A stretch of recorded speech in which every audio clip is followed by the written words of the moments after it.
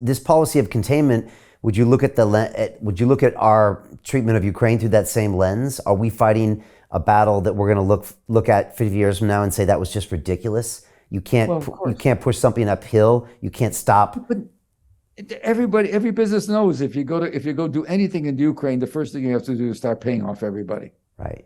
And I will tell you that the rap on Zelensky, Zelensky's not unaware of the money to be made from American. Let's just put it that I don't want to say something that I shouldn't, but just because it's none of my business. But the corruption there it goes up to the top, and he's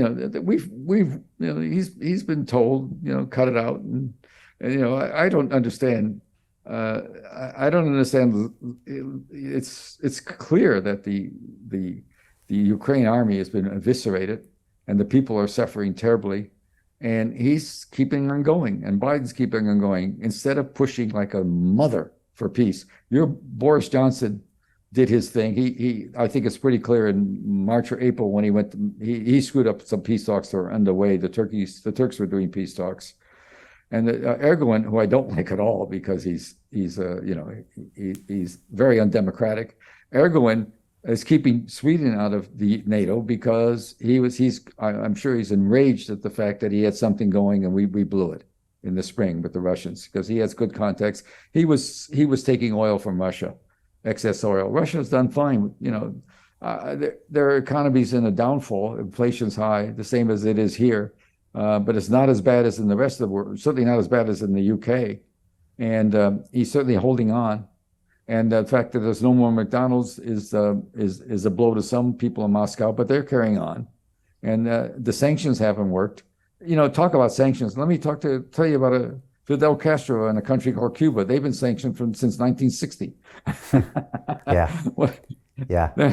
They're still there. Right. Sanctions are the most overrated tool in the world with the irreversible methods. Right. There's language I use in that piece that anybody on the inside knows. The whole question that was asked, I described pretty much where that meeting was. I don't mention the floor, but they know it's a hidden floor. Right. I did a lot of things that were tip-offs to the guys. Don't go after me too hard, but they did anyway. No option. Interesting. They is the CIA or the administration? No, CIA. More. I get a lot of points from a lot of guys. Who's they? Who's they? The White House. White House. They know that there's Right. words I use and phrases I use that meant. That meant I had people there. Yeah. Not directly, maybe indirectly. I'm not saying it. It's very easy. Once somebody goes to a meeting, he's got to tell staff people, and there's always husbands and wives. I had somebody there in a sense. I don't want to go farther than that, but they should have known better, and they have no option. My name is Jim Rickards. I'm a former advisor to the CIA, Department of Defense, and the White House. In a moment, you'll have my own evidence that very few people have seen.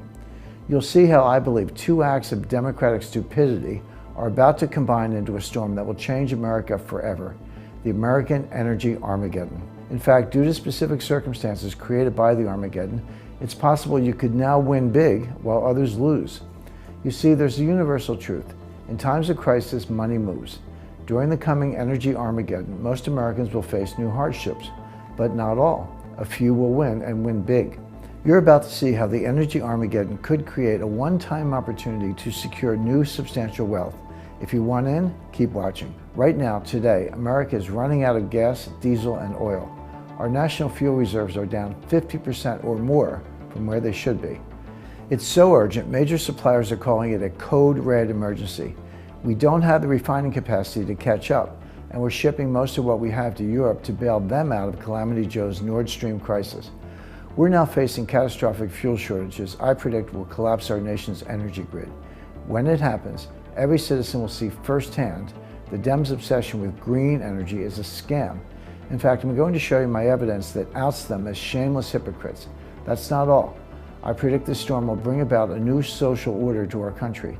Many who are now rich will find their accounts drained, and those who are poor will turn to desperate measures to survive. I'm talking about civil unrest, a massive crime wave, and violence in our streets. Most will suffer under Biden's energy Armageddon, but not everyone. Some good Americans will win. They'll take advantage of wealth-building opportunities created by the upheaval, which I'll reveal here today, to vastly improve their personal economic situation. And that's the most important thing I want to share with you. Now, if the idea of winning while others suffer makes you uncomfortable, no problem. Then this presentation is not for you. But the way I see it, our great nation was built during times of crisis when a few smart people recognized opportunity and seized it.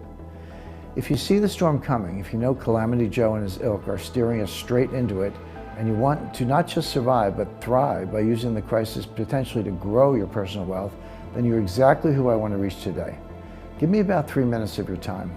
I'm going to show you everything right now.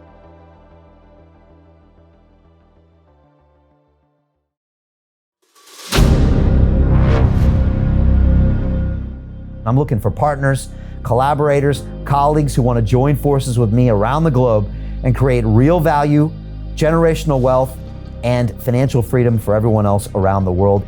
Get involved in the cryptocurrency markets, get involved in the NFT markets. This is your moment.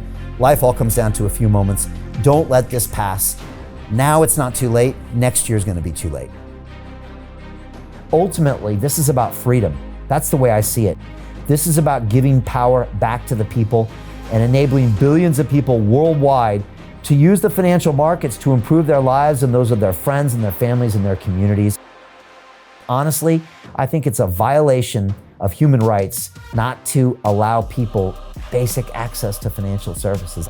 Because right now people are being kept in the dark, they're being robbed of education, and it's a travesty. And so I'm looking for people that want to join me and be a part of this solution.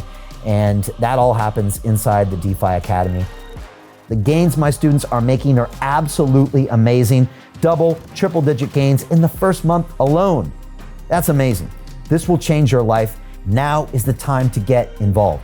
I'm going to tell you exactly how my students in my academy made money in the last 30 days. I'm talking about real trading results. And let me just whet your appetite a little bit. Let me hit you with some numbers. I'm talking Brendan from New Zealand is up 68.77% on the month. Steve from Europe up 83%. Albert in Singapore up 169.9% on one single trade. I got Susan up 153% on her call options alone, also rocking 139% returns and 442% returns as well on individual trades. These are people that are changing their financial future in the last 30 days, but it's based on trading discipline. I've graduated over 500 students from inside my academy from over 54 countries around the world. It's amazing. When it comes to crypto, DeFi, and blockchain, we love this space. We truly believe it's the future. This is down to our core. It's authentic to what we're doing, and everybody can tell through the camera because you can't make this stuff up. If you're watching me now, wherever you are, I implore you, take 60 seconds right now and join my academy. Apply today. Now you've got a chance. Life all comes down to a few moments. What are you going to do? What's the choice that you're going to make?